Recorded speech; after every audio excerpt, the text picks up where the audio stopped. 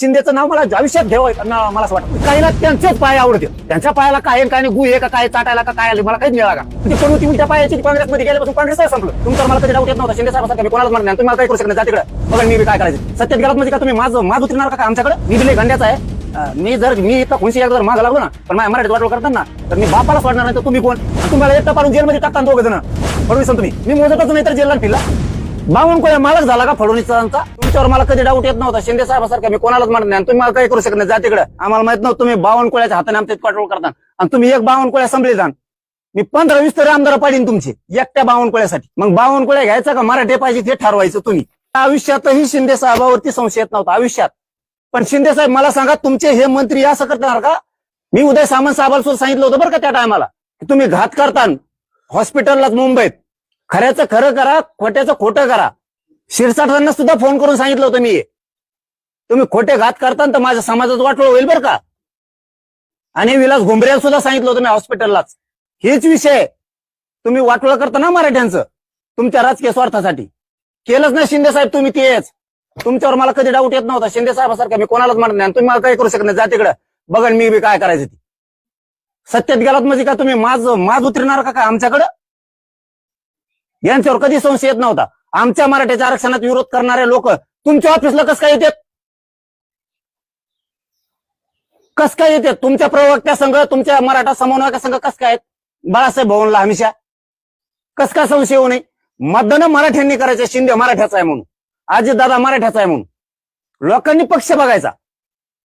आपले मराठ्यांचे अजितदादा आपल्या मराठ्यांचे शिंदे साहेब मतदान करायचं. आणि तुमचा प्रवक्ता मराठा सेवक मराठ्यांच्या विरोधात आंदोलन करणारे तुमच्या ऑफिसला कसं काय भेटायचं हमेशाच. म्हणजे शिंदे साहेब तुम्ही डबल गेम खेळता का आमच्या संघ. एकीकडून ओबीसीच्या संभ्रिता आमच्या उरावर सोडिता आणि मतदान तर आमचं पाहिजे आम्ही निवडून आणतो तुमचे आमदार मंत्री. शिंदे साहेब तुमच्यावर इतका कधीच तळतळलेला नाही मी. जीवाची आग होती आमची इथं मला रात्रंदिवस रक्त जावं लागतं माझ्या मराठ्याच्या लेकरासाठी. मराठ्याचं वाटलं तुमचा धोळा वाजायला मराठ्याला वेळच लागणार नाहीये. तुमच्याच ऑफिसला कस काय भेटते. जे स्वतःला स्वयंघोषित ते नेते समजित इकडून तिकडून जमा झालेत त्या परळीच्या टोळीवाल्या संघ नादी लागून तुमच्याच ऑफिसला कसं काय ते तुमचेच लोक. शिंदे साहेब मी हे लई दिवसाच ऐकतोय आता मी ऐकून घ्यायला मोकळा नाही.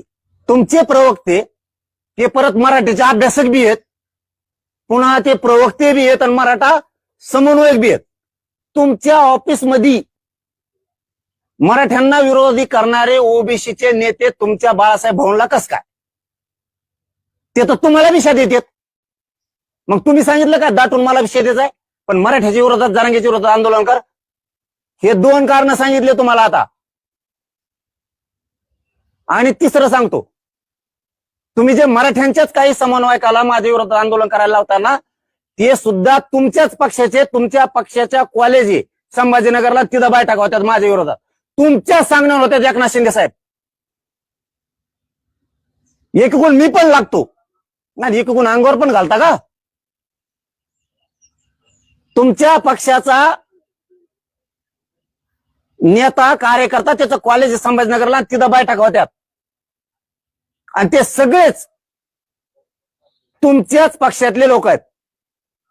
कशाला रे असं विस्तारित शिंदे साहेब. ठासून करावं काय करायचं मैत्री करावं तर ठासून करावं शत्रुत्व करायचं ठासून करावं. तुम्ही असे छक्के पंजे खेळताल असं मला कधीच अपेक्षा नव्हती शिंदे साहेब तुमच्याकडून. कारण मराठीच्या पोरांनी तेवढ्या खस्ता खाल्ल्या तुमचे लोक निवडून आणताना. आम्ही थोडं बी लक्ष दिलं नसतं ना तुमचे लोकच निघले नसते. तुमचा गद्दारीचा डाग पोसाला आम्ही मराठी आहेत. आमच्यावर ही वेळ येऊ देऊ नका उद्धव ठाकरे बरा म्हणायची. ती उद्धव ठाकरे साहेब बरा म्हणायची वेळ येऊ देऊ नका. कारण का आम्ही तेवढं रक्त झिजलंय. 1 रुपया घेतलेला नाही तुमचा 1 रुपया. लोक इथं प्रचाराला नुसतं बाहेर जायचं म्हणलं तरी 500 रुपये तिकीट कवाने घेतात. 1 रुपया नाही. विचारा उदय सामंत साहेबाच्या शब्दावरती. आणि ते माणसं बरे असे वाटायला लागले ते उदय सामंत साहेब शंभूराजे देसाई साहेब तुम्ही लीडर आहेत. आणि आमच्या मराठ्यांचा माणूस म्हणून शिंदे साहेब तुम्हाला तळ हाताचा फोडवर घेतलाय आम्ही. आणि तुम्ही ओबीसीचे लोक आमच्या अंगावर घालता आमच्या विरोधात आंदोलन बसवता. ते आंदोलन माझ्या विरोधात बसवायसाठी छत्रपती संभाजीनगरला तुमचा लीडर पक्षाचा तिथं बैठका घेतो त्या कॉलेजवर आणि मग आता आंदोलन करणार. माझ्या विरोधात, आणि ते शिंदे साहेबात लोक, आणि शिंदे साहेबाची प्रतिष्ठा वाढवायला फडणवीस साहेबापाशी आम्ही शिट निवडून आल्यावर तुमचं प्रतिष्ठा वाढेल ना. पहिल्यावर तुम्हाला विचारेन का कोणी दिल्लीत आणि त्याच्यात?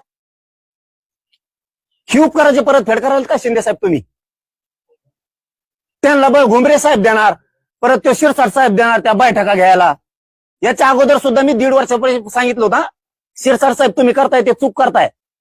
तुमच्या बंगल्यात बैठका झाल्यात आणि तुमच्या बैठका, त्या बंगल्यात बैठका घेऊन तुम्ही माझ्या विरोधात आंदोलन करायला लावायला लागलात.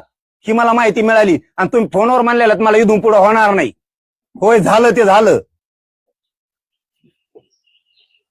मग आता हे खालचे 40 शिंदे साहेबाला माहित आहेत का नाहीत मला माहित नाही, पण आम्ही तुम्हालाच बोलणार, कारण आम्ही महाराष्ट्रातले मराठी तुमची इज्जत वाढवतोय. तुमचे न येणारे कानाकोपऱ्यातले सीट आमचे लोक निवडून आणतात आणि तुम्ही आता ही गेम करणार आमचा.